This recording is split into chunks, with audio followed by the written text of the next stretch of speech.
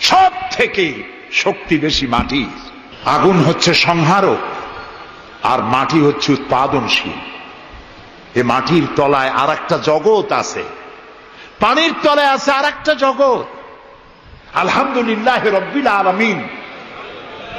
এই যে রব্বিল আলামিন বলা হয়, আলম হচ্ছে এক বচন, আলামিন হচ্ছে বহু বচন। আল্লাহ শুধু ইহুকাল আর পরকাল, ইহজগৎ আর পরজগতের মালিক নন, বহুমাত্রিক জগতের মালিক তিনি। সেই জগৎগুলি আমরা চিনি না। অবশ্য সময় হলে আর একদিন এ ব্যাপারে বলবো ইনশাআল্লাহ। মাটির তলায় কি জগৎ, সাগরের তলায় কি জগৎ, ও বোঝে নাই, ও তো শয়তান, ও এরকম বলে বসলো। আল্লাহ তাআলা বললেন, ইন্নাকা রাজিম, তুই মরদুদ, আমার হুকুমের অবাধ্য হয়েছিস, বেরিয়ে যা, তোর জীবনের সমস্ত ইবাদত আমি পণ্ড করে দিলাম। শয়তান বলল, আল্লাহ তাআলা, আমার ইবাদত গুলি আদমের কারণেই পণ্ড হলো, তাই এতদিন কষ্ট করে ইবাদত করলাম, এর বিনিময়ে কিছু দেবা না? আল্লাহ কয়, চাইস কি? কয়, আমার 3 দফা দাবি। কি কি? 1 নম্বর, যে আদমের কারণে আমার সব শেষ হইল, শয়তান হয়ে গেলাম, এই আদম বাঁচবে কয়দিন? আল্লাহ তাআলা বললেন, এরা তো কিয়ামত পর্যন্ত এর সন্তানেরা থাকবে। শয়তান বলল, এই আদম সন্তানকে প্রতারণা করার জন্য আমাকেও কিয়ামত পর্যন্ত হায়াত দিতে হবে। আল্লাহ তাআলা বললেন, মঞ্জুর। শয়তান বলল,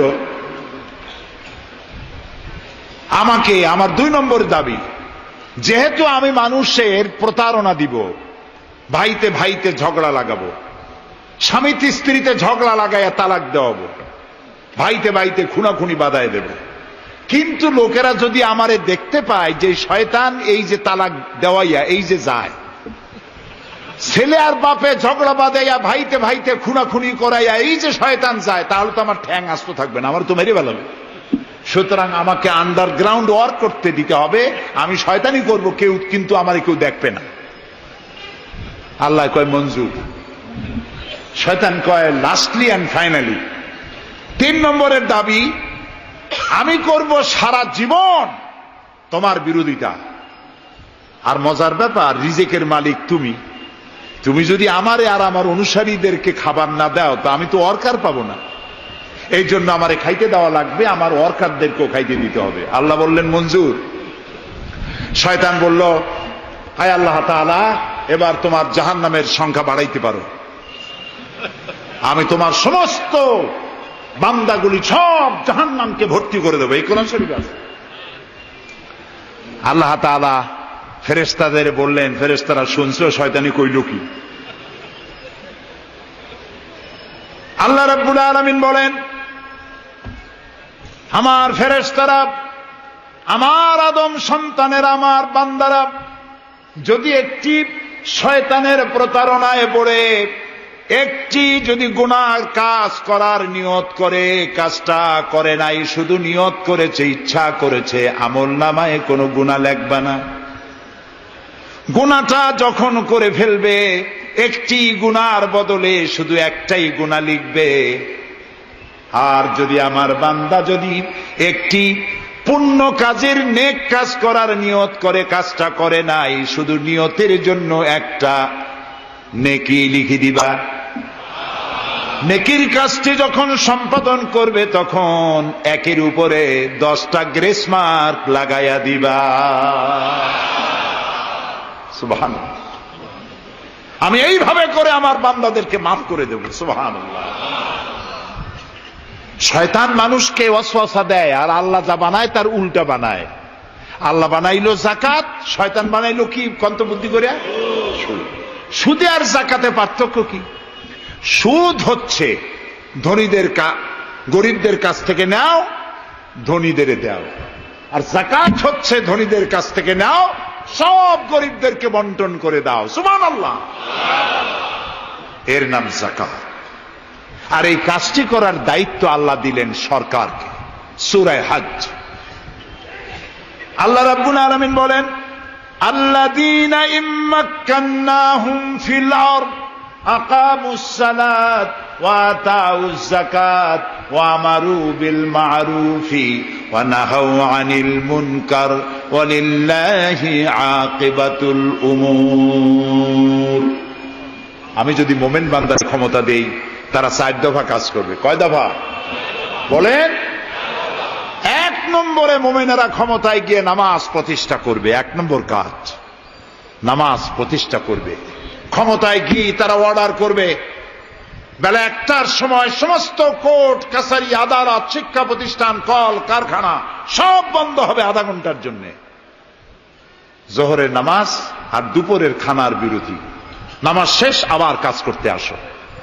নামাজ বাধ্যতামূলক। নামাজ যদি বাধ্যতামূলক হয় তাহলে তার সুফল কি? তার সুফল হলো, এসপি যদি বাধ্যতামূলক ভাবে নামাজ হয়, আর এসপি যদি মসজিদের ইমামতি করে দারোগাদের নিয়ে, অফিসারদের নিয়ে, দারোগা যদি, ওসি যদি থানায় পুলিশদের নিয়ে তার ইমামতিতে নামাজ হয়, এমপি যদি তার এলাকার অফিসার দিয়ে নিয়ে ইমামতি করে নামাজে, মন্ত্রী যদি তার এলাকার লোক নিয়ে অফিসারদের নিয়ে সচিবালয় ইমামতি করে, এই মন্ত্রী, এই এমপি, এই ওসি, এই এসপি এদেরকে পিটাইয়াও ঘুষ খাওয়ান যাবে? যাবে না। যে বিশ্ববিদ্যালয়ের ভাইস চ্যান্সেলর নামাজ বাধ্যতামূলক হওয়ার কারণে মসজিদের ইমামতি করবেন, শিক্ষক শিক্ষয়িত্রী ছাত্র ছাত্রী 5 ওয়াক্ত নামাজ যে বিশ্ববিদ্যালয় জামাতে আদায় করবে, ওরা কি মাস্তান, গুন্ডা, সাদাবাজ হবে? হতে পারে না। এই জন্য সরকারের প্রথম দায়িত্ব হবে, কে বলতেছেন? কার কথা শোনাইতেছি? প্রথম দায়িত্ব হচ্ছে নামাজ প্রতিষ্ঠা করো। 2 নম্বরে যাকাত আদায় করো। 2 নম্বরে কি? যাকাত আদায় করো। এই যাকাত গভর্নমেন্ট আদায় করবে। আল্লাহর কায়দাটা কি দেখেন, এর মধ্যে সিগনিফিকেন্স কি? গভর্নমেন্ট আদায় করবে কেন? আমরা দিলে হবে না কেন? আমরা দিলেও হবে যদি ইসলামী সরকার না থাকে। ইসলামী সরকার হলে, অর্থাৎ আল্লাহর বিধান কায়েম হলে যাকাত কালেকশন করবে গভর্নমেন্ট। এখানে একটা সাইকোলজিক্যাল ব্যাপার আছে।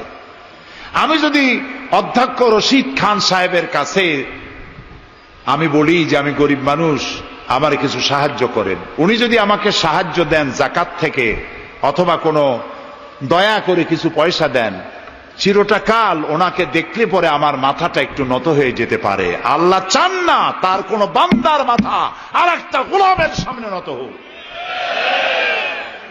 সেই জন্য আল্লাহ চান সরকারের কাছ থেকে নাও, তোমার মাথা উঁচু থাকুক। সুবহানাল্লাহ কইতে ইচ্ছা করে না? এ মাথার অনেক দাম। যেখানে সেখানে সেজদা দিয়েন না। পীর বুজুর্গ দেখলেই পায়ের উপরে পড়ে যায়েন না। কদম বসি করতে ইচ্ছা করে করেন, আমি বাধা দেব না, কিন্তু মাথাটা নিচু করেন না। মাথাটা আল্লাহ ছাড়া কারো সামনে নত হতে পারে না। এই মাথার অনেক দাম।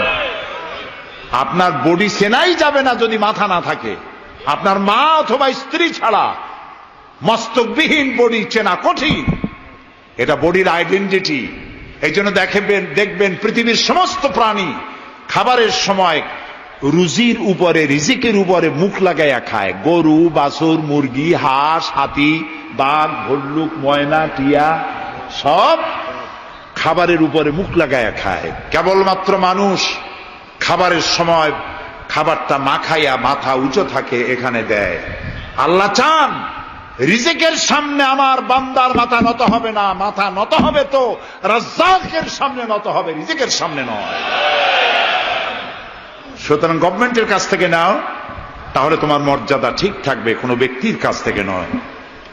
গভর্নমেন্ট কালেকশন করবে, গভর্নমেন্ট বিতরণ করবে। এরপরে দারিদ্র বিমোচন ইসলামের সব থেকে বড় প্রোগ্রাম, দারিদ্র বিমোচন করা। কারণ কি? কারণ হলো আমার রাসূল বলেছেন, কাদাল ফাকরু আইয়াকুনা কুফরা। দারিদ্র মানুষকে কুফরির মধ্যে ঠেলে দেয়। তার নামাজ রোজা থাকে না, আল্লাহ রসুল থাকে না। দরিদ্রের ধর্ম একখানা রুটি, সে তখন পূর্ণিমার চাঁদকে রুটির মতো দেখে। আছেন একটা কবিতা এরকম, পূর্ণিমার চাঁদ যেন ঝলসানো রুটি, তখন তার ধর্ম হয়ে যায় এটা। এই জন্য রসুল্লাহ বলেছেন, কাদাল ফাকরু আইয়াকুনা কুফরা। রসুল্লাহর একটা ব্যাংক ছিল, সেই ব্যাংকের নাম ছিল বাইতুল মাল। এ বাইতুল মাল ব্যাংক যেদিন তিনি এর ইনোগ্রাল সেশন, উদ্বোধনী দিন, আমাদের ব্যাংকগুলি উদ্বোধন করার সময় কত শামিয়ানা, গেট, তোরণ ইত্যাদি করা হয়। রাসূলুল্লাহর ব্যাংক উদ্বোধন করা হলো মসজিদে নববীর ভিতরে, খেজুর গাছের খুঁটি আর খেজুর গাছ, উটের পশম, খেজুর গাছের পাতার মাটি এই দিয়া ছাদ। উপরে যদি বৃষ্টি হয় আধা ঘন্টা, নিচে বৃষ্টি পড়ে 1.5 ঘন্টা, পাতার ট্যাপট্যাপানি। এরকম একটা মসজিদের ভেতরে বসে রাসূলুল্লাহ ব্যাংক উদ্বোধন করলেন আর বললেন, বুখারীর হাদিস, মান তারাকা দায়নান আও দিয়ান ফাআলাইয়া। আমার রাষ্ট্রের ভিতরে কোন মানুষ যদি ঋণগ্রস্ত অবস্থায় মারা যায় আর তার ঋণ পরিশোধের অর্থ যদি না থাকে, তাহলে তার ঋণ পরিশোধের দায়িত্ব আর তার বিবি বাল বাচ্চা প্রতিপালনের দায়িত্ব আমি মুহাম্মদ আমার কাঁধের উপরে নিয়ে নিলাম। দারিদ্র বিমোচনের জন্য নবী করিম সাল্লাল্লাহু আলাইহি ওয়াসাল্লাম মানুষকে কাজ দিয়েছেন, ভিক্ষা কম দিয়েছেন। কেউ চাইলে, রসুলের আদত মুবারক ছিল, কেউ কিছু চাইলে পকেটে হাত দিতেন, থাকলে দিতেন। জীবনে একদিনের জন্য কাউকে না বলেন নাই। বলেছেন কিছু নাই, বলতেন আজকে দিতে পারলাম না, তুমি আবার এসো, দেব না, এরকম কথা জীবনে একবারও বলেন নাই। সুবহানাল্লাহ। শুধু দিয়েছেন, কিছু নেন নাই। আল্লাহ, সারা জীবন মানুষের কষ্ট বুকের উপরে ধারণ করেছেন, কাউকে কষ্ট দেননি। ক্ষুধার্ত মানুষের দুয়ারে দুয়ারে গেছেন, নিজে ক্ষুধায় কষ্ট করেছেন। হযরত আবু বকর ওমর মসজিদে নববীর ভেতরে বসে অসময় বসে আছেন। রাসূলুল্লাহ দিনের বেলা জিজ্ঞেস করলেন, তোমরা এই অসময় এখানে কেন? তারা বললেন, আমরা ক্ষুধার্ত, 2-3 দিন কিছু খাই না। রাসূলুল্লাহ বললেন, আমারও তো একই অবস্থা, চলো। 3 জন বেরিয়ে গেলেন। মসজিদে নববীর পাশেই ছিল হযরত আবু আইয়ুব আনসারী রাদিয়াল্লাহু তাআলা আনহুর বাড়ি। আমি 1973 সনে স্বাধীন বাংলাদেশের প্রথম হজ আমি করেছিলাম। 4733 টাকা ছিল বিমানের ভাড়া। তখন মসজিদে নববীর পাশেই ছিল আবু আইয়ুব আনসারী রাদিয়াল্লাহু তাআলা আনহুর বাড়ি। সেই বাড়িতে গেলাম। ওইখানে একটা বাক্সের ভিতরে, একটা গ্লাসের বাক্সের ভিতরে ছিল রসুলের ব্যবহার করা তরবারি, তীর আর ধনুক। আমি বহুত চেষ্টা করছিলাম গ্লাসটা উঠাবার জন্য, কারণ এটা সেই তরবারি, সেই তীর, সেই ধনুক যেখানে আমার রসুলের হাতের পরশ লেগেছিল। যদি ধরতে পারতাম প্রাণ ভরে একটা চুমা দিতাম। এই বাড়িতে গিয়ে রাসূলুল্লাহ উপস্থিত হলেন। আবু আইয়ুব আনসারী, 3 জন মেহমান, এর থেকে শ্রেষ্ঠ মেহমান আছে আর? স্ত্রীকে বললেন, তাড়াতাড়ি একটা ছাগল জবাই করো, রুটি বানাও। তিনি চলে গেলেন বাগানে। বাগান থেকে কিছু খোরমা আনলেন। হাদিস শোনাচ্ছি, গল্প নয়। কিছু খোরমা এনে রসুলের সামনে রাখলেন। রাসূলুল্লাহ বললেন, এর মধ্যে কাঁচা পাকা, আধা পাকা 3 পদের খাজুর, আমি কোনটা খাবো? হযরত আবু আইয়ুব বলেন, 3 প্রকারের খেজুরে আপনি হাত দিবেন, কারণ আপনার হাত যে প্রকারের খেজুরের গায়ে লাগবে আমার বাগানে আল্লাহ রাব্বুল আলামিন সেই খেজুরে বরকত দিয়া দিবে। কিছুক্ষণ পরে রান্না হয়ে গেল। রসুলের সামনে গোশত আসলো, রুটি আসলো। আল্লাহর নবী খাবারের শুরুতে 2-1টা রুটি আর 2-3টা গোশত টুকরা রুটি দিয়া পেঁচায়া হযরতে আবু আইয়ুব আনসারীর হাতে দিয়া দিলেন। বললেন, আবু আইয়ুব, এই রুটি আর গোশত টুকরা নিয়ে যাও, আমার কলিজার টুকরা মা ফাতেমা গত 3 দিন হলো কিছু খায় নাই। দুনিয়ার মানুষের খাবার পৌঁছায়ছেন, নিজে না খেয়ে থেকেছেন। হযরত আয়েশা বলেছেন, 1 দিন 2 দিন না, মাসের পর মাস রাসূলুল্লাহর স্ত্রীদের ঘরে চুলায় আগুন জ্বলে নাই। হযরত ওমর রাদিয়াল্লাহু তাআলা আনহু রাসূলুল্লাহর ঘরে প্রবেশ করেছেন। এখনো ঘরটা আছে মসজিদে নববীর কোনায়, ছোট্ট ঘরটা, বিশ্বনবীর ঘর। তিনি ঘরের মধ্যে প্রবেশ করে দেখেন রাসূলুল্লাহ শুয়ে আছেন। তারপরে হযরত আবু বকর সালাম করলেন, রাসূলুল্লাহ উঠে বসলেন। হযরতে ওমর রাদিয়াল্লাহু তাআলা আনহু বাচ্চা শিশুর মতো ডুকরে কেঁদে উঠলেন। নবীজি জিজ্ঞেস করলেন, ওমর কাঁদো কেন? হযরত ওমর বলছেন, ইয়া রাসূলুল্লাহ, আমি বিশ্বনবীর ঘর দেখতেছি, ছোট্ট একটি ঘর, এক কোণায় পানি শূন্য সরাহি কাত হয়ে পড়ে আছে, এক পাশে একটা গ্লাস, আর আপনি যে বিছানায় শোয়া, চাদর নাই, বালিশ নাই, দড়ি দিয়া বুনানো খাটিয়ার উপরে শুয়েছিলেন, হাতের তলায়, মাথার তলায় হাত দিয়ে আপনার জান্নাতি শরীর মোবারকের পিঠের উপরে দড়ির দাগ আমি সহ্য করতে পারছি না ইয়া রাসূলুল্লাহ। কাফেরেরা পৃথিবীতে এত শান্তি করলো, আর আল্লাহ রাসূলের গায়ে দড়ির দাগ, আপনি আমাকে অনুমতি দেন, আমি একটা তোশক আপনাকে বানায় এনে দেই। রাসূলুল্লাহ বললেন, ওমর, আমি যদি হুকুম করি, এই যে ওহদ পাহাড়টা আমার জন্য সোনায় পরিণত হয়ে যাবে। আমি পৃথিবীতে শান্তি করতে আসি নাই, এসেছি মানবতার মুক্তির জন্য, কল্যাণের জন্য। নবী করিম সাল্লাল্লাহু আলাইহি ওয়াসাল্লাম এই যাকাতের বিধান কায়েম করলেন। মানুষের দুয়ারে দুয়ারে খাবার পৌঁছে গেল, বৃদ্ধরা ভাতা পেল, বয়স্করা ভাতা পেল, বেকারেরা তাদের কাজের সংস্থান পেয়ে গেল।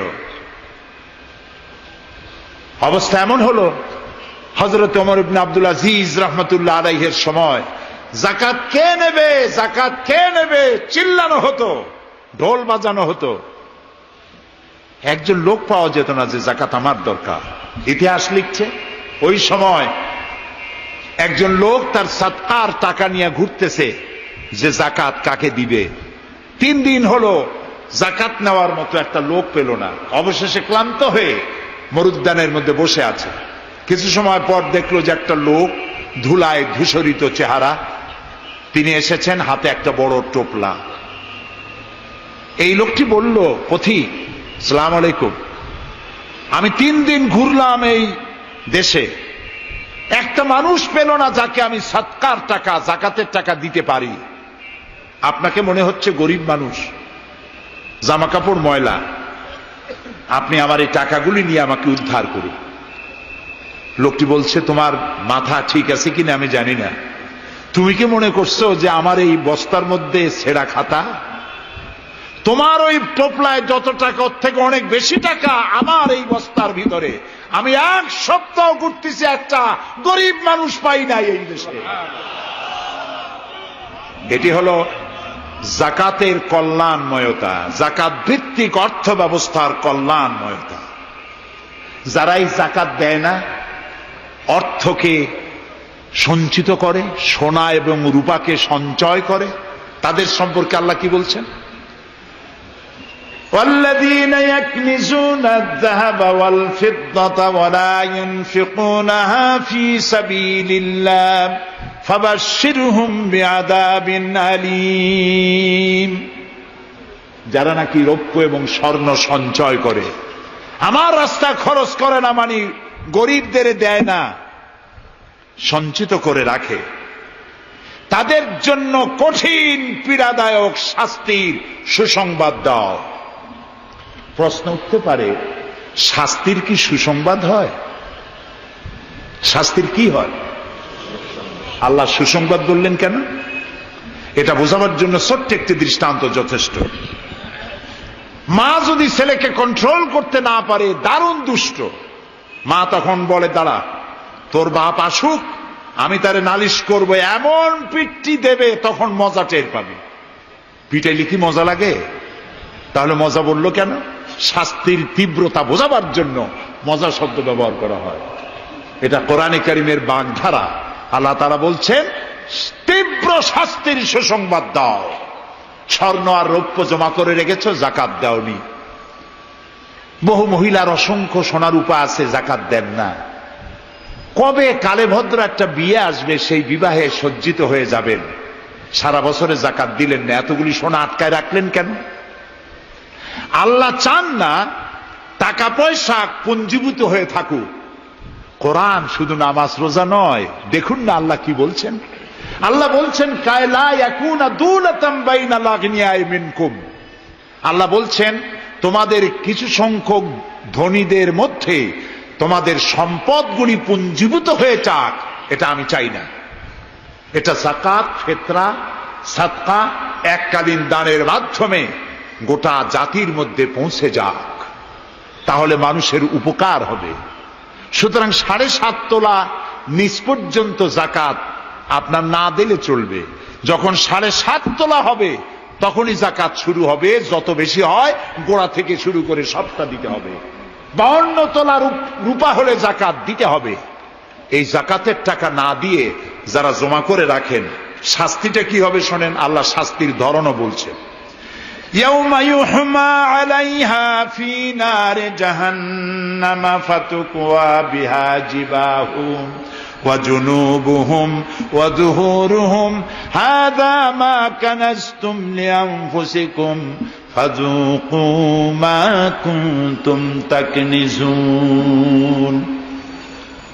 এমন একদিন আসবে যখন এই স্বর্ণ আর রৌপ্যকে জাহান্নামের আগুন দিয়ে জ্বালায়া সিল বানানো হবে, আর এই সিলগুলি তোমার কপালে, তোমার পার্শ্বদেশে, তোমার পৃষ্ঠদেশে সিল মারা হবে জাহান্নামের আগুন দিয়ে, আর বলা হবে হাদা মা কানাজতুম লিআনফুসিকুম, এই হলো তোমার সেই সব সঞ্চিত সম্পদ যা তুমি সঞ্চয় করে রেখেছিল, আল্লাহর রাস্তায় খরচ করো নাই। রাসূলের কাছে প্রশ্ন হয়েছে, ওয়ায়াসআলুনাকা মাযা ইউনফিকুন, হে রাসূল আপনাকে প্রশ্ন করা হয় যে কি খরচ করব। আল্লাহ তাআলা বলছেন কুলিল আফওয়া, বলুন প্রয়োজনের অতিরিক্ত জিনিস আল্লাহর রাস্তায় খরচ করে দাও। আমরা প্রয়োজনের অতিরিক্তটা ব্যাংকে জমা রাখি, আল্লাহ বলেন খরচ করো। যত খরচ করবে আল্লাহ তত বাড়াই দিবেন।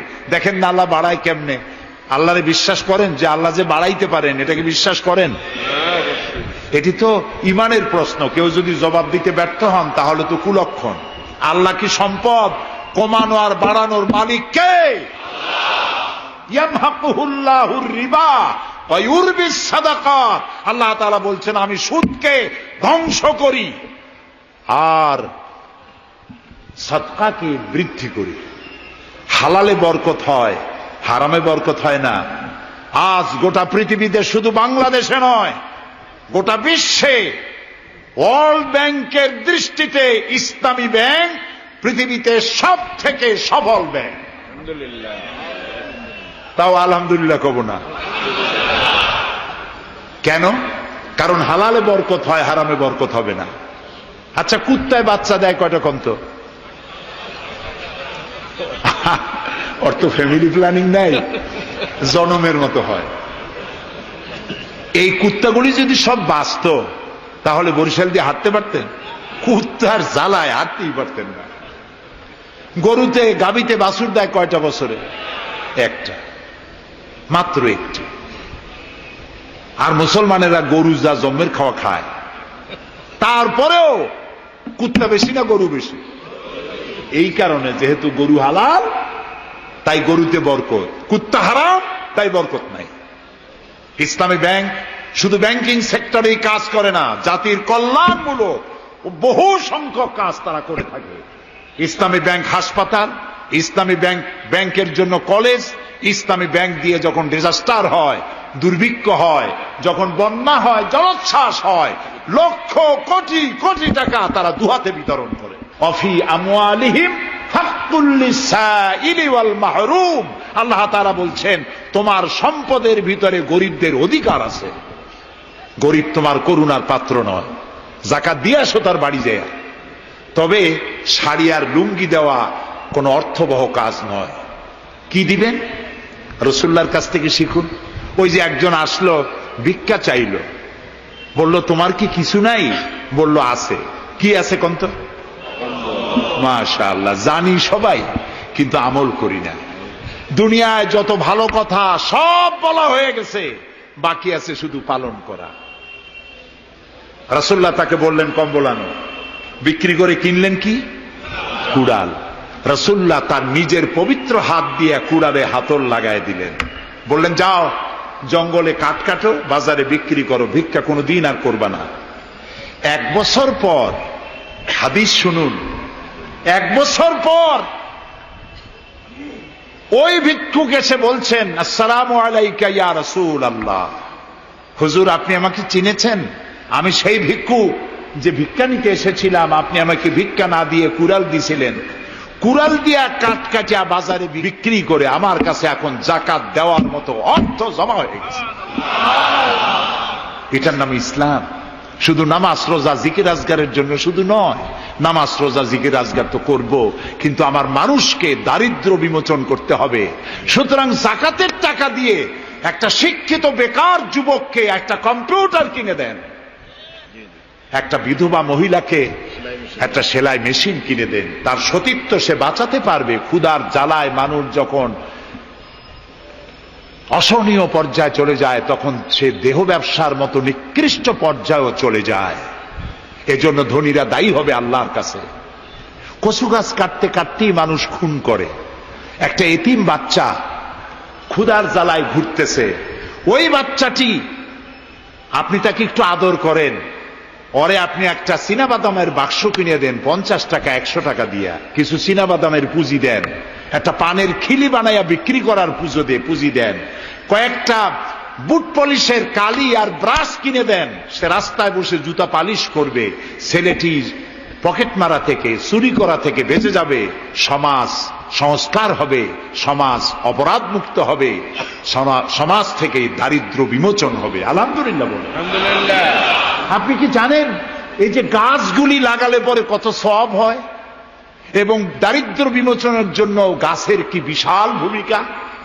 রাসূলুল্লাহ বলেছেন হাদিস, তোমার কাছে যদি এমন খবর আসে যে কিয়ামত হচ্ছে, আর তখন যদি তোমার কাছে কোনো গাছের চারা থাকে, কিয়ামত হচ্ছে, গাছের চারাটি কিয়ামত আসার পূর্বেই গাছের চারাটি লাগিয়ে যাও, কিয়ামতের দিন সাদকায়ে জারিয়ার সওয়াব পেয়ে যাবে। একটি গাছ যদি কেউ লাগায়, ওই গাছে যত পাখি বসবে, ফল হবে, মানুষে খাবে, আশ্রয় নেবে মানুষেরা, কিয়ামত পর্যন্ত সাদকায়ে জারিয়ার সওয়াব মানুষ কবরে বসে বসে পেতে থাকবে। সব জায়গায় সওয়াব আর সওয়াব জানি না, খালি মনে করি ইল্লাল্লাহ ইল্লাল্লাহ বলতে পারলেই সওয়াব। আর খালি ইল্লাল্লাহ বলবেন বা কেন? যারা এই ধরনের জিকির করেন, আমার মনে দারুণ প্রশ্ন, জবাব খুঁজে পাই নাই। আল্লাহর কলেমাকে খণ্ডিত করে জিকির করার পারমিশন কোন হাদিস দিয়েছে? কে দিয়েছে এই পারমিশন? লা ইলাহা ইল্লাল্লাহ, এটা হলো পূর্ণাঙ্গ কালেমা, কমপ্লিট হচ্ছে মুহাম্মদুর রাসূলুল্লাহ। আফজালুজ যিকর লা ইলাহা ইল্লাল্লাহ। কতক্ষণ লা ইলাহা ইল্লাল্লাহ, কতক্ষণ ইল্লাল্লাহ ইল্লাল্লাহ ইল্লাল্লাহ। এর অর্থ কি? আল্লাহ ছাড়া, আল্লাহ ছাড়া, আল্লাহ ছাড়া। আল্লাহ ছাড়া কি? কমন সেন্সের শুধু কমন বাদ দিয়া শুধু সেন্স যদি থাকে, কোন মুসলমানের এমন জিকির করা উচিত নয়। তবে common sense is very uncommon. দুর্ভাগ্য জাতির। প্রিয় ভাই সব, দারিদ্র বিমোচনের জন্য আল্লাহ তাআলা এসব ব্যবস্থা করে রেখেছেন। কাজ করে খাও, আয় থেকে দায় শোধ করো। আপনার পুকুর কেটে চতুর্দিকে পুকুরের কান্দায় পেঁপে গাছ লাগান, কলা গাছ লাগান। হাঁস পালেন, হাঁসগুলি পানিতে সাঁতার কাটবে, ভেতরে মাছ থাকবে, হাঁসের পায়খানা খেয়ে মাছ বড় হবে, হাঁস বড় হয়ে ডিম দেবে। এই ডিম বিক্রি করবেন, মুরগি বিক্রি করবেন, পেঁপে বিক্রি করবেন, কলা বিক্রি করবেন। মানুষের কাছে হাত পাতার চাইতে নিকৃষ্ট কাজ আর নাই। রাসূলুল্লাহ বলেছেন, আল্লাহর কাছে এই রকমের হাতের চাইতে এই রকমের হাতের মর্যাদা বেশি। এইটার নাম কি? সাওয়া। বলেন এইটার নাম কি? এইটার নাম আল্লাহর কাছে এইটার কোনো দাম নাই, কোনো দাম নাই। আল্লাহর কাছে দাম এইটা। এই জন্য যারা শ্রমিকদের সম্পর্কে আমার রাসূল বলেছেন, আল কাসিবু হাবিবুল্লাহ, যারা সহজে উপার্জন করে খায় ওরা আল্লাহর বন্ধু। আপনারা শ্রমিক না, সেই জন্য সুবহানাল্লাহ কইতে পারলেন না। আলহামদুলিল্লাহ বলে। রাসূলুল্লাহর হাদিস শোনাচ্ছি, আমি গাজী কালু চম্পাবতীর পুঁথি শোনাচ্ছি না। আল কাসিবু হাবিবুল্লাহ, যে ব্যক্তি সহজে উপার্জন করে খায় সে আল্লাহর বন্ধু। এখন যদি কোন রিক্সাওয়ালা, কুলি মজুর, ঠেলাওয়ালা যদি মনে করে আল্লাহর বন্ধু যখন হইছি নামাজ রোজা দিয়ে আর করবো কি, এটি কিন্তু ঠিক নয়। আল্লাহর বন্ধু হওয়ার জন্য নামাজ রোজা অত্যন্ত জরুরি। আর আপনি যে কষ্ট করে খাচ্ছেন, আপনার পয়সা হালাল। যে ব্যক্তি রিক্সা চালায়, 2.5 মণে বস্তা মাথায় করে স্টিমারে উঠায়, ওর চাইতে হালাল পয়সা কারো নাই। মাথার ঘাম পায়ে ফেলে উপার্জন করছে। আপনি জানেন না যে দালানে যারা আছে খুব শান্তিতে নাই। বাইরের থেকে দেখে ভেতরের অবস্থাটা বোঝা যায় না। গুলশান, বনানী, আভিজাত্যপূর্ণ এলাকার বিশাল বিশাল বাড়ি দেখে আপনার চোখ ধাঁধা লেগে যেতে পারে, খুব শান্তির নিলয়। না, শান্তি নাই। বাড়ির মালিক, বহু টাকার মালিক, রাত্রির বেলায় ঘুম হয় না। কোন ফাঁক দিয়া জালনার পাশ দিয়ে গুলি এসে বুক ঝাঁঝরা করে দেয়, ঘুম নাই। জনমের মতো অসুখ হইছে, প্রত্যেক দিন সোনার চাউল দিয়ে ভাত খাইতে পারে, কিন্তু ডাক্তার তার রুজি কন্ট্রোল করে দিয়েছে।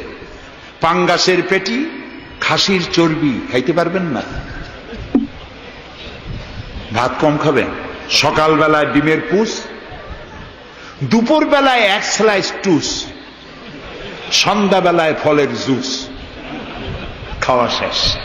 কিন্তু তুমি মিয়া রিক্সাওয়ালা, ঠেলাওয়ালা, কুলি মজুর, সারাদিন কাজ করে পোলাও চাউল কিনতে পারো নাই, মোটা চাউল কিনেছ, খেসারির ডাল কিনেছ। এটু কিনে বাড়িতে বউ রান্না করেছে। আমি চোখে দেখা কথা বলি, আল্লাহ তাআলা এই বয়সে কম দেখান নাই। কমলাপুর রেল স্টেশনের বস্তি দেখেছি, অনেক বস্তি এলাকায় গিয়েছি। স্বামী বসে খাচ্ছে, ঘরমাক্ত রিক্সা চালায় আসছে, 2.5 মণে বস্তা টানে আনছে। স্ত্রী খাবার তুলে দিচ্ছে, আরেকটু খাও, খুব কষ্ট করেছো, আরেকটু খাও। ওর ঘরে ফ্যান নাই, কাপড়ের আঁচল দিয়ে স্বামীর কপাল মুছে দিচ্ছে, আরেকটু খাও, এত কষ্ট করো তুমি। ওর ঘরে ফোমের বিছানা নাই, চটের মতো শক্ত বিছানা, বালিশ নাই, ইটের মতো শক্ত, চাপ কাপড়ের একটু কভার দাও। এরকম একটা বালিশের উপরে সারা দিনের শ্রান্তি আর ক্লান্তি নিয়ে আর ঘুমায় গেছে। কোন ওষুধ খাওয়া লাগে নাই, এমন ঘুম আসছে ওর নাকের গর্জনে ট্রাকের ইঞ্জিন ফেল। শান্তি কি বড় লোক হলে হয়?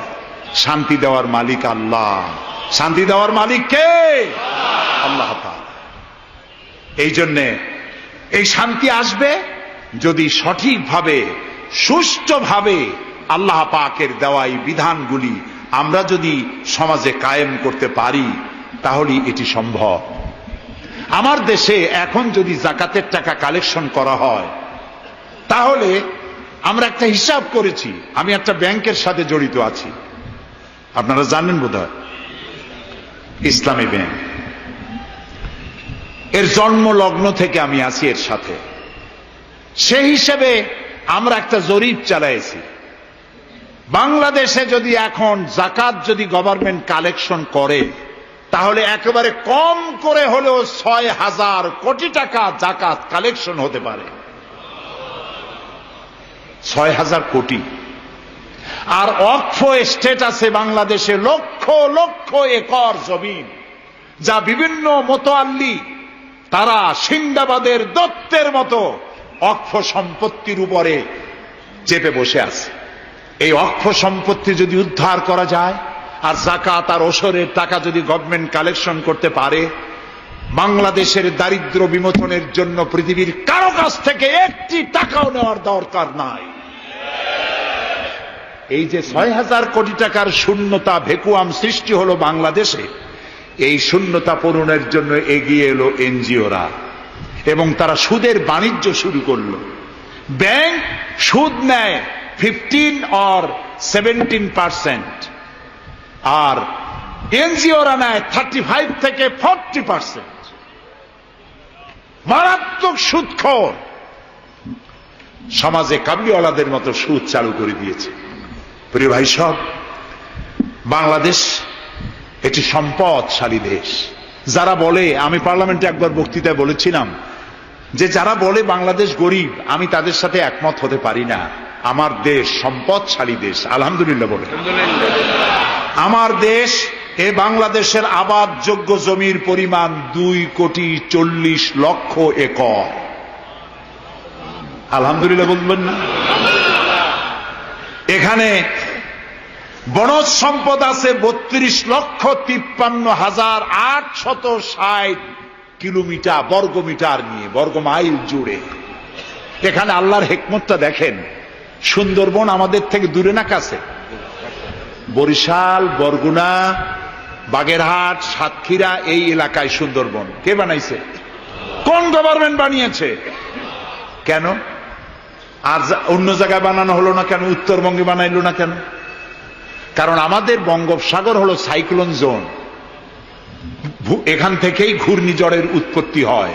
সাইক্লোন জোন 240, 80, 300 অথবা সহস্র মাইল স্পিডে বা 500 মাইল স্পিডে ঝোড়ো হওয়া প্রবাহিত হওয়ার জন্য ঘূর্ণিঝড় প্রস্তুতি দেয়। আবহাওয়া বার্তা দিয়ে তা শোনানো হয়। উপকূলীয় এলাকায় যদি আল্লাহ তাআলা সুন্দরবন তৈরি না করতেন, তাহলে সমুদ্রের ঘূর্ণিঝড়ের প্রথম ধাক্কায় কুয়াকাটা, পটুয়াখালী, বরগুনা, সাতক্ষীরা, পিরোজপুর, বাগেরহাট, বরিশাল প্রথম ধাক্কায় উড়ে চলে যেত। আল্লাহ তাআলা কি দয়া, সুন্দরবন বানাই দিয়ে প্রোটেক্টেড করছেন। তাও আমরা সুবহানাল্লাহ বলবো না।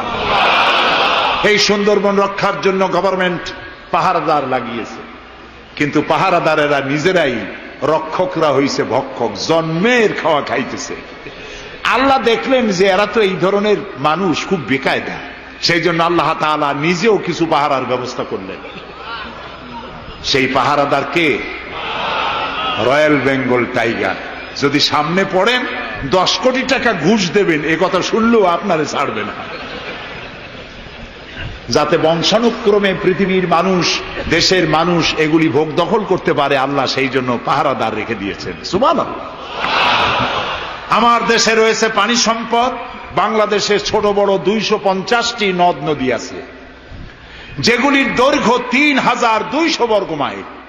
আছে পানি সম্পদ, আছে পশু সম্পদ, আছে মৎস্য সম্পদ, সর্বোপরি আছে এই বাংলাদেশের 14 কোটি মানুষের 28 কোটি হাত। এই হাতগুলি যদি ভিক্ষুকের হাত না হয়ে কর্মীর হাত হয়ে যায়, তাহলে আমাদের দেশ গরিব থাকতে পারে না। আমার দেশের সম্পদের অভাব নাই, যথেষ্ট সম্পদ আছে, শুধুমাত্র ইকুয়াল ডিস্ট্রিবিউশন নাই। সৎ এবং যোগ্য নেতৃত্বের অভাবে এই চরম দুরবস্থার সৃষ্টি হয়েছে। আরো হয়েছে রাজনৈতিক প্রতিহিংসার কারণে। তা না হলে আমরা পৃথিবীর মধ্যে দাঁড়ায় যেতাম। যুদ্ধ বিধ্বস্ত জাপান কোথা থেকে কোথায় গেল? উত্তর কোরিয়া আমেরিকাকে চ্যালেঞ্জ করছে। থাইল্যান্ড, যারা নারী ব্যবসা করে জীবন বাঁচাইতো, সেই থাইল্যান্ড এখন, আমি মেলবোর্ন ইউনিভার্সিটিতে আমার প্রোগ্রাম ছিল, যাওয়ার সময় ব্যাংকক হয়ে গেলাম। একটি হোটেলে আমার থাকার জায়গা ছিল। 30 কিলোমিটার লম্বা ফ্লাইওভার ব্যাংককে।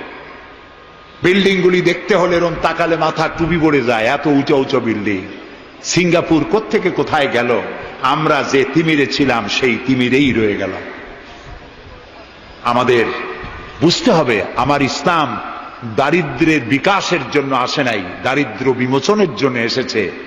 সুন্দর একটি সমাজ বিনির্মাণের জন্য ইসলাম এসেছে, এবং তা গণতান্ত্রিক প্রক্রিয়ার মধ্য দিয়ে। নবী করিম সাল্লাল্লাহু আলাইহি সাল্লাম যদি বলতেন ইন্তেকালের সময় যে আমার মেয়ে নেতৃত্ব দিবে, আমার নাতি নেতৃত্ব দিবে, বলেন কার বাবার হিম্মত ছিল এটার প্রতিবাদ করার? তিনি কি তা করেছেন? না। ইন্তেকালের সময় জিজ্ঞাসিত হয়ে তিনি বললেন, আমার পরে তোমাদের মধ্যে যিনি বেশি যোগ্য, খোদাভীরু, আল্লাহকে ভয় করে, তেমন লোককে তোমরা নেতা নির্বাচিত করো। আবু বকর রাদিয়াল্লাহু তাআলা তাই বলেছেন, ওমর, ওসমান, আলী তাই বলেছেন। সুবহানাল্লাহ বলেন। ওয়া আমরুহুম শুরা বাইনাহুম, এটি হলো গণতন্ত্র। তোমরা তোমাদের পরামর্শ ভিত্তিতে তোমাদের রাষ্ট্র সমাজ পরিচালনা করো। সুবহানাল্লাহ বলেন। কে বলে কোরআন শুধুমাত্র একটি ধর্মগ্রন্থ, বেদ আর বাইবেলের মতো? নিশ্চয়ই নয়। কোরআন একটি পূর্ণাঙ্গ জীবন বিধান যা মানুষের জীবনের কথা বলে। এ মাসটার নাম কি? আরবি মাসের নাম কি? মুহররম। এটি সেই মাস যে মাসে খেলাফতকে প্রতিষ্ঠার জন্য রসুলের কলিজার টুকরা নয়নের পুতুল ইমাম হোসাইন কারবালার ময়দানে শাহাদাত বরণ করেছিলেন, রাজতন্ত্রের বিরোধিতা করেছিলেন। হযরত ইমাম হোসাইন তিনি দেখতে পেলেন 680 খ্রিস্টাব্দে সিরিয়ার দামেস্কে এজিদ ক্ষমতা দখল করলো অগণতান্ত্রিক পদ্ধতিতে, এবং সরকারি মালের কোনো হিসাব নাই, অডিট নাই, স্বৈরাচারী কায়দায় তিনি ক্ষমতা দখল করে মদিনার আহলে বায়াত যারা মদিনার নেতৃবৃন্দকে তার আনুগত্য করার জন্য বাধ্য করলো। ইমাম হোসাইন যে মায়ের পেটে এসেছেন, যে পিতার পেটে জন্মে এসেছেন, যে নানার কোলে বড় হয়েছেন, তিনি কি এই দৃশ্য চোখে দেখতে পারেন? তিনি বললেন আমি কুফায় যাব। কুফার লোকেরা দাওয়াত দিল, তিনি কুফায় রওনা করবেন। মদিনার লোকেরা হাতে পায়ে ধরলো, কুফায় আপনি যাবেন না। তিনি বললেন আমি কোন ক্রমে এজিদের বশ্যতা স্বীকার করব না, আমি এর বিরোধিতা করবই। মাত্র 72 জন লোক নিয়ে তিনি কুফার দিকে অগ্রসর হলেন। এই 72 জনের মধ্যে 40 জন পুরুষ আর 32 জন নারী আর শিশু। তিনি যখন কারবালা প্রান্তরে পৌঁছে গেছেন, ইবনে জিয়াদ কুফার গভর্নর, তিনি বাধা দিলেন, বললেন আমার দরবারে হোসাইনকে হাজির করো। ইমাম হোসাইন বললেন যে ব্যক্তি আল্লাহর আখিরাতকে অস্বীকার করেছে, রাসূলকে অস্বীকার করেছে, আমি তার সামনে জীবন থাকতে যাব না। রাতারাতি ইয়াজিদ 6000 সৈন্য পাঠিয়ে দিল। ইমাম হোসাইনের সাথে লোক কত? মাত্র 72। 6000 লোক কি যুদ্ধ করা লাগে 72-এর সাথে? শুধু যদি মার্চ করে পায়ের তলায় পিছে 72 জন শেষ হয়ে যাবে। হযরত ইমাম হোসাইন রাতের বেলায় সঙ্গীদের বললেন, ও আমার সাথীরা, ইয়াজিদ আমার শির চায়, আমাকে চায়, আমার সঙ্গে থেকে তোমরা তোমাদের জীবনকে বিপন্ন করো না, তোমরা সবাই ফিরে চলে যাও মদিনায়। সাথীরা বললেন, ইমাম আজকে যদি আপনাকে ছেড়ে জীবনের মায়া নিয়ে মদিনায় ফিরে যাই, আর আপনার যদি শাহাদাত নসিব হয়, তাহলে কিয়ামতের দিন আল্লাহর নবীর সামনে আমরা কি জবাব দেব? আমরা আমাদের জীবন দিয়ে আপনাকে পাহারা দেব। সকালবেলা যুদ্ধ শুরু হয়ে গেল। জোহরের নামাজ আসতে না আসতে 40 জন পুরুষ শাহাদাত বরণ করলেন। এখন একজন পুরুষ বেঁচে আছেন, ইমাম হুসাইন। তাঁবুর ভিতরে স্ত্রী এবং অন্যান্য মহিলাদের কাছ থেকে বিদায় নিতে এসেছেন। তোমাদেরকে আল্লাহর হাওয়ালা করলাম, আমি যুদ্ধে চলে যাচ্ছি। আমার চোখের সামনে আমার নানাজির দান্দান মোবারক শহীদ হওয়া ইসলাম, সাহাবীদের রক্ত দেওয়া, জীবন দেওয়া ইসলাম, খেলাফত মিটে যাবে পৃথিবী থেকে, রাজতন্ত্র প্রতিষ্ঠা হবে, আমার জীবন থাকতে আমি তা হতে দেব না। স্ত্রী এগিয়ে এলেন, বললেন, হুসাইন জিহাদের ময়দানে থেকে আমি আপনাকে বিরত থাকতে বলবো না, তবে একটি দাবি আছে। এই যে ছোট্ট দুগ্ধপোষ্য শিশু, গত কয়েকদিন হলো ঘরে খাবার নাই, পানি নাই, আমার বুকে দুধও নাই, এই ছোট্ট বাচ্চাটিকে একটু পানির ব্যবস্থা করুন। ইমাম হোসাইন কলিজার টুকরা সন্তানকে দুই হাতে উঁচু করে এজিদি সৈন্যদের সামনে এসেছেন। এজিদি সৈন্যরা, আমার হাতের দিকে তাকাও, এটি রসুলের আওলাদ, আমার কলিজার টুকরা সন্তান। ফোরাতের অফুরন্ত পানি প্রবাহিত হচ্ছে, একটু ফোরাতের কুলটা ছেড়ে দাও, ওর একটু পানি পান করায়। আমার সাথে তোমাদের শত্রুতা থাকতে পারে, এই নিষ্পাপ বাচ্চার সাথে তো কোনো শত্রুতা থাকার কথা নয়। তার এই আবেগপূর্ণ কথা এজিদি সৈন্যদের কলিজা স্পর্শ করল না। তারা বিষাক্ত তীর নিক্ষেপ করলো ইমাম হোসাইনের উঁচু করে ধরা বাচ্চার বুকের ভিতর থেকে বিষাক্ত তীর প্রবেশ করে বেরিয়ে গেল অপর প্রান্ত থেকে। রক্ত ফিনকি দিয়ে বেরিয়ে এলো। ইমাম হোসাইন দুই হাতে আজলা ভরে সেই রক্ত চেহারায় মাখতে লাগলেন আর বললেন, কলিজার টুকরো সন্তান, সালেহ আলাইহিস সালামের উটনির রক্তের চাইতে তোমার রক্ত পবিত্র। হযরত সালেহ আলাইহিস সালামের চাইতে রাসূলুল্লাহর মর্যাদা অনেক বেশি, তুমি তার আওলাদ। বাচ্চাকে কোলে করে নিয়ে স্ত্রীর কাছে গিয়ে বললেন, স্ত্রী, এই নাও তোমার বাচ্চা, ঠান্ডা হয়ে গেছে, এমন পানি পান করেছে কিয়ামত পর্যন্ত পানি পানি বলে তোমারে আর বিরক্ত করবে না। ইমাম হোসাইন লড়াই করলেন ময়দানে, বহু সংখ্যক সৈন্য হতাহত করে ফোরাতের কুল উন্মুক্ত করে ঘোড়ার পৃষ্ঠ থেকে নেমে এক আজদা পানি তুলেছেন, পানি পান করবেন। মুখের কাছে যখন আকণ্ঠ তৃষ্ণার্ত পিপাসার্ত হোসাইন মুখের কাছে পানি নিয়েছেন, হঠাৎ ভেসে উঠল মনের পর্দায়, একটু আগে আমার কলিজার টুকরা সন্তান এই পানির অভাবে চলে গেল। 40 জন মানুষ বিদায় হলো, এক ফোঁটা পানি দিতে পারলাম না, এই পানি আমি কেমনে খাই? হাতের থেকে পানি পড়ে গেল। অশ্বের পৃষ্ঠে আরোহণ করলেন, চতুর্দিক থেকে তীর আর তরবারি আসতে লাগলো। ইমাম হোসাইন বললেন, থামো, একটু থামো, তোমরা কাকে তীরবিদ্ধ করছো? আমি কি তোমাদের রসুল মুহাম্মদ সাল্লাল্লাহু আলাইহি সাল্লামের নাতি নই? আমি কি তোমাদের রসুলের কলিজার টুকরা মা ফাতেমার নয়নের মণি নই? কেমন করে আমার গায়ে তোমরা তীর মারো? উম্মে সালমা, আমাদের মা উম্মে সালমা রাদিয়াল্লাহু তাআলা আনহা, সকাল বেলায় 11ই মুহররম সকাল বেলায় তিনি ঘরে বসে কাঁদতেছেন। কয়েকজন প্রতিবেশী মহিলা এসে বলছেন, মা আপনি কাঁদেন কেন? তিনি বলছেন, আজকে রাত্রে আমি স্বপ্নে দেখেছি রাসূলুল্লাহ আমার বাড়ি এসেছেন। আমি দেখতে পেলাম আল্লাহ রসুলের চোখ দিয়ে পানি পড়ছে, দাড়ি মোবারক ধুলা মাখা, বুক কাটা বলি। আমি জিজ্ঞেস করলাম, ইয়া রাসূলুল্লাহ, আপনি কাঁদেন কেন? মুখখানা মলিন কেন? দাড়ি মোবারকে ধুলাবালি কেন? রাসূলুল্লাহ বললেন, উম্মে সালমা, তুমি জানো না আমি এইমাত্র কারবালা থেকে এসেছি।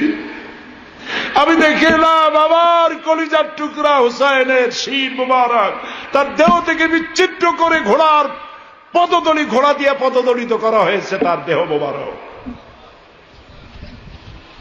ইসলাম এত সহজে আসে না, অনেক রক্ত পাড়ি দিয়ে এসেছে ইসলাম।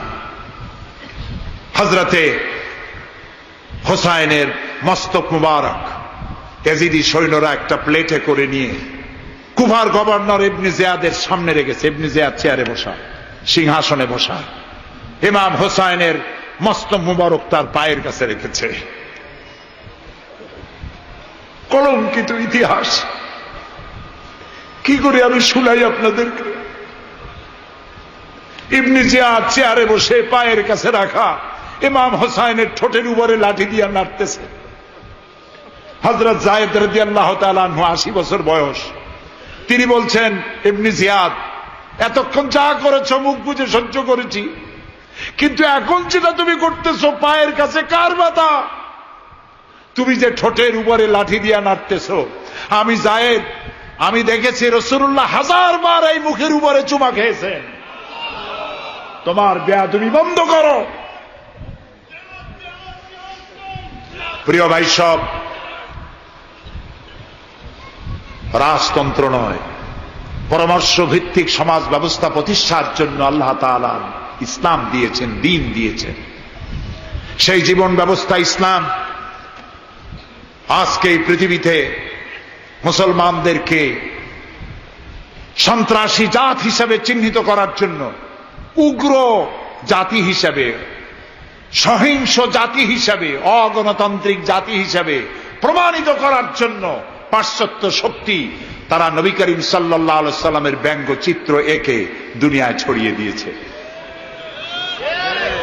আজকে জুমার খুতবায় আমি কসাই মসজিদে বলেছিলাম, রাসূলুল্লাহর মাথার উপরে বোমা আকৃতির পাগড়ি বেঁধেছে। পাশে দুইটা অর্ধনগ্ন মেয়ে লোক রেখেছেন। নাউজুবিল্লাহ। তোদের মতো অসভ্য আছে পৃথিবীতে? ডেনমার্ক, আমেরিকা, ইউরোপ, তোমরাও কি মানুষের মতো কাজ করেছ? বিশ্ব নবী পৃথিবীতে সব দিয়েছেন, কিছু নেন নাই। তাকে অপমান করার অর্থ হচ্ছে মানব সভ্যতাকে অপমান করা। রাসূলকে অপমান করার ক্ষমতা কারো নাই।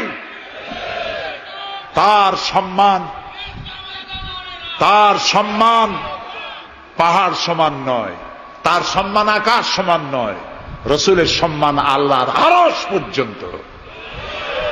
আল্লাহ তার আরশে আজিমে কাউকে দাওয়াত দেন নাই, বিশ্ব নবীকে দাওয়াত দিয়েছিলেন। আমি আমার বরিশালবাসীদের বলবো, মুসলমানদেরকে ধৈর্য ধারণ করতে হবে, আরো সংযমী হতে হবে। ইসলাম সর্বশ্রেষ্ঠ জীবন ব্যবস্থা। এই কল্যাণময় জীবন ব্যবস্থা প্রতিষ্ঠার জন্য এগিয়ে আসতে হবে মুসলমানদেরকে, সকলকে, হিন্দুদেরকেও। হিন্দু, বৌদ্ধ, খ্রিস্টানদের বলি, আমার প্রিয় ভাইয়েরা, আপনাদের মধ্যে আমাদের মধ্যে পার্থক্য খুবই কম। হিন্দুরা বলেন এক ব্রহ্মা, দ্বিতীয় নাস্তি। আমরা বলি লা ইলাহা ইল্লাল্লাহ। কথা প্রায় কাছাকাছি। আপনারা পুনর্জন্মে বিশ্বাসী, আমরা পুনরুত্থানে বিশ্বাসী। এই কোরআন শুধু মুসলমানদের জন্য নয়। আপনার ইসলাম কবুল করা লাগবে না। আমি ইউরোপ, আমেরিকা, অস্ট্রেলিয়া, আফ্রিকায় যখন অমুসলিমদের মধ্যে বক্তৃতা করি তখন বলি আপনাদের মুসলমান হওয়া লাগবে না। যে ধর্মে আছে সে ধর্মে থেকেই যদি কোরআন বর্ণিত আইন যদি মানেন, আপনি শান্তি পাবেন দুনিয়ায়, শান্তি পাবেন আখিরাতে। পরকালেও শান্তি পাবেন কিনা আল্লাহ ভালো জানেন, তবে দুনিয়ার শান্তি তো পাবেনই। কোরআনের আইন সকলের জন্য প্রযোজ্য। ইসলামের ব্যাখ্যা দিচ্ছিলাম, ইন্নাদ-দীনা ইনদাল্লাহিল ইসলাম। ইসলামের চাইতে কল্যাণময় জীবন ব্যবস্থা পৃথিবীতে আর নাই। বলেন সুবহানাল্লাহ। মা বোনদেরকে বলবো, আসুন ইসলামকে জানি, ইসলামকে বুঝি, ইসলামের সাথে নিজেদেরকে সম্পৃক্ত করি। এটি শুধুমাত্র নামাজ, রোজা, হজ, যাকাতের ধর্ম নয়। নামাজ, রোজা, হজ, যাকাত সহ অর্থনীতি, সমাজনীতি, রাষ্ট্রনীতি সবকিছুর সমন্বয় একটা জীবনের স্কিম, একটি পরিকল্পনা যা দিয়েছেন আল্লাহ তাআলা। সুবহানাল্লাহ। আমাদের দেশে ইসলাম এসেছে বড় বড় আলেম আর বড় বড় আল্লাহর ওলিদের মাধ্যমে ইসলাম এসেছে। হযরত খানজাহান আলী রহমতুল্লাহ আলাইহির কবর আছে না? কোথায়? বাগেরহাটে। খালি কুমির দেখেন না, ইতিহাস দেখেন। তিনি এসে, মানুষের খাবার পানি ছিল না, বড় বড় দিঘি কেটেছেন। এই ছিল তাদের কাজ। দিঘি কেটেছেন, পুকুর করেছেন, রাস্তা করেছেন, মসজিদ করেছেন। হযরত শাহজালাল রহমতুল্লাহ আলাইহি গৌর গোবিন্দের বিরুদ্ধে যুদ্ধ করা লাগে নাই, শুধু আযান দিয়েছেন আর তাদের মূর্তিগুলির কম্পন শুরু হলো। গৌর গোবিন্দ দৌড়াইয়া পলাইয়াও কুল পায় নাই, বিনা যুদ্ধেই দখল হয়ে গেছে সিলেট। সুবহানাল্লাহ। রব্বানা যালামনা আনফুসানা ওয়া ইন লাম তাগফির লানা ওয়া তারহামনা লানাকুনান্না মিনাল খাসিরিন। রব্বানা যালামনা আনফুসানা وَإِن لَّمْ تَغْفِرْ لَنَا وَتَرْحَمْنَا لَنَكُونَنَّ مِنَ الْخَاسِرِينَ। হায় আল্লাহ তাআলা, হাজার হাজার মুসলমান নরনারী দীর্ঘক্ষণ ধরে তোমার কোরআন শুনেছি, হাদিস শুনেছি, আর শেষ পর্যায়ে এসে ভিক্ষুকের মতো, কাঙ্গালের মতো গুনার বোঝা মাথায় নিয়ে তোমার দরবারে হাত তুলেছি। দয়া করে মেহেরবানি করে আমাদের জিন্দেগীর সমস্ত গুনাহ খাতাকে মাফ করে দাও। আমাদের মধ্য থেকে আমাদের মা বাপ দুনিয়া থেকে যারা বিদায় হয়ে গেছে, আয় আল্লাহ রব্বুল আলামিন, মা বাপের কবরগুলিকে জান্নাতের টুকরা বানায়া দাও। রব্বির হামহুমা কামা রব্বায়ানি সগীরা। সবাই পড়েন, রব্বির হামহুমা কামা রব্বায়ানি সগীরা। হায় আল্লাহ রব্বুল আলামিন, জনম দুঃখিনী গর্ভধারিণী মা, যিনি না খেয়ে আমাদের মুখে, ক্রন্দন মুখে চুমা দিয়া, শত চুমা দিয়া হাসি ফুটাইছেন, না খেয়ে আমাদেরকে খাওয়াইছেন, আমরা না ঘুমানো পর্যন্ত ঘুমান নাই। এত কষ্ট করেছেন যেই মা, আল্লাহ কবরটাকে বেহেশত বানাইয়া দাও। বাপজান এত কষ্ট করলেন, বাড়ি ঘর বানাইয়া দিয়া খালি হাতে বিদায় হয়ে গেছেন। কোন হালতে আসি জানি না, আল্লাহ আব্বার কবরটাকে বেহেশত বানাইয়া দাও। আমাদের মা বাপ যাদের বৃদ্ধ হয়ে গেছেন, রব্বুল আলামিন বিছানায় পড়ায়া পরনির্ভর করে মারবা না।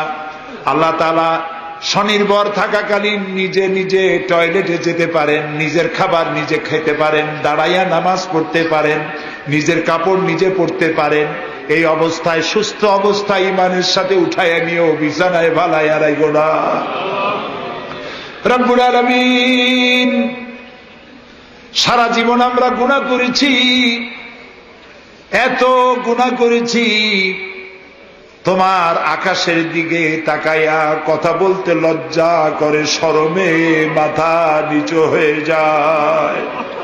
আল্লাহ, যত গুনাহ করছি, নাফরমানি করেছি, আর তুমি শুধু মেহেরবানি করেছো। তুমি যদি আমাদের গোপন গুনাহগুলি জাহির করে দিতে, যৌবনকালের গুনাহ, জীবনের গুনাহ যদি সমাজের লোকেরা জানতো, স্ত্রী পুত্ররা জানতো, সম্মান দিত না। আল্লাহ তাআলা কিয়ামতের দিন লক্ষ কোটি মানুষের সামনে আমাদের গোপন গুনাহগুলি জাহির করে দিয়ে আমাদেরকে শরম দিও না। আয় আল্লাহ তাআলা, তোমার নবী বলেছেন 3000 বছর ধরে তুমি জাহান্নামের আগুন উত্তপ্ত করেছো। আল্লাহ তাআলা চৈত্র মাসের দ্বিপ্রহরের রোদ সহ্য হয় না। আল্লাহ তাআলা জাহান্নামের আগুন আমরা সইতে পারবো না। জাহান্নামের আগুন আমাদের জন্য আল্লাহ তুমি হারাম বানায়া দাও। আল্লাহুম্মা আজিরনা মিনান নার। সবাই পড়েন আল্লাহুম্মা আজিরনা মিনান নার, আল্লাহুম্মা আজিরনা মিনান নার। আয় আল্লাহ তাআলা, তামাম পৃথিবীতে মুসলমানেরা আজ বড় বিপদে। মুসলমানদের কেউ দেখার নাই। ইরাকের আল গরিব কয়েদখানার ভিতরে মুসলমানদেরকে উলঙ্গ করে তাদের মুখের উপরে কাফেরেরা পেশাব করেছে। গুয়ান্তানামো কারাগারের ভিতরে মুসলমানদের বান্দা তাদের সামনে কোরআন শরীফের উপরে পেশাব করেছে। রাসূলুল্লাহর মাথায় বোমা উঠাইয়া দিয়েছে। নগ্ন নারী তার পাশে বসাইয়া ছবি উঠাইছে। বাবু, আমাদের কলজা চলে যায় বাবু। আল্লাহ নরপশুদের হেদায়েত দাও। আল্লাহ পরাশক্তির নামধারী তথাকথিত সভ্যতাকে আল্লাহ তুমি হেদায়েত দিয়া দাও। ওদের নসিবে যদি হেদায়েত না থাকে, তুমি তো আমাদের সেই আল্লাহ যে আল্লাহ নমরুদকে জুতা পেটা করে বিদায় করেছো। তুমি তো সেই আল্লাহ যে ফেরাউনকে চুবাইয়া মারছো। আল্লাহ, এই সভ্যতার দাবিদার গুলি যারা আমার রসুলকে অপমান করতেছে, মুসলমানদেরকে অপমান করছে, কোরআনকে অপমান করছে, ফেরাউনের মতো নমরুদের মতো জুতা মেরে ডুবাইয়া ধ্বংস করে গজব দিয়া বিদায় করে দাও। আল্লাহ, আমাদের এই শান্তিপূর্ণ দেশে যারা বোমা মারে, সন্ত্রাসী হামলা করে, ওদেরকে আমরা চিনি না, তুমি ভালো করে জানো ওরা কারা। আল্লাহ, ওদেরকে হেদায়েত করো, ওদেরকে তুমি ধরাইয়া দাও। ওদেরকে কারা টাকা দেয়, কারা বুদ্ধি দেয়, কারা পরিচালিত করে, তাদের চেহারা জনগণের সামনে উন্মোচিত করে দাও। তাদেরকে জনগণের সামনে ন্যাংটা করে দাও। আল্লাহ তাআলা, আমাদের এই সুন্দর দেশটির উপরে তুমি রহমত করো। আল্লাহ, তোমাকে বলবো না কাকে বলবো। পৃথিবীতে যত মুসলমান দেশ তুমি দিয়েছো, প্রত্যেক মুসলমান দেশের পাশে আরো 2-4টা মুসলমান দেশ আছে। তুমি আমাদের দিকে তাকায় দেখো তো আমাদের অবস্থাটা কি। আমরা কোথায় যাব? আমাদের তো পালাবারও জায়গা নাই। একদিকে সমুদ্র আর 3 দিকে কারা। আল্লাহ, তুমি এই বাংলাদেশটাকে দয়া করে হেফাজত করো। কারো তাবেদার বানাইও না, কোন পদসেবী পদলেহীদের গোলাম বানাইও না। আল্লাহ, এই দেশের মুসলমানদের মাথায় টুপি রাখা, মুখে দাড়ি রাখার পথে বিঘ্ন ঘটাইও না। মাদ্রাসাগুলি বন্ধ করে দিয়ে আমাদের দম বন্ধ করে দিও না। আল্লাহ তাআলা এমন শক্তি ক্ষমতা এলো না যারা ইসলামকে অপমান করবে, আলেমদেরকে অমর্যাদা করবে, এমন লোকদেরকে কিয়ামত পর্যন্ত ক্ষমতা দিও না। আল্লাহুম্মা লা তারুদ্দানা খায়িবিন, আল্লাহুম্মা লা তারুদ্দানা খায়িবিন। আল্লাহ তাআলা একেবারে কিছু না দিয়ে একেবারে খালি হাতে আমাদেরকে ফেরত দিও না বাবা। আমি কয়েক সেকেন্ড আপনাদের জন্য ছেড়ে দিলাম। মাথা নিচু করেন, চক্ষু বন্ধ করেন, কেঁদে কেঁদে মনের কথা আল্লাহরে বলেন, দোয়া কবুল হবে ইনশাআল্লাহ। কোরআনের মাহফিল, দোয়া কবুল হবে ইনশাআল্লাহ।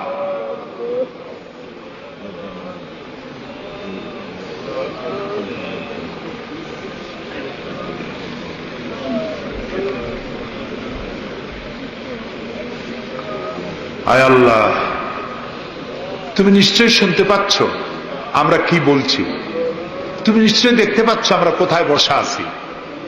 আল্লাহ তাআলা তুমি তাকিয়ে দেখো, তোমার অনেক বান্দিরা তারা বহু কষ্ট করে এসছেন। আল্লাহ তোমার বান্দিদের আরজি পুরা করো, মহিলাদের মা বোনদের ব্যাধি মাফ করো, যার সন্তান নাই নিঃসন্তানীকে সন্তান দাও, যাদের ছেলে মেয়ে বড় হয়েছে বিয়ে দিতে পারে না বিয়ের ব্যবস্থা করে দাও, রুজি রুটিতে যাদের অভাব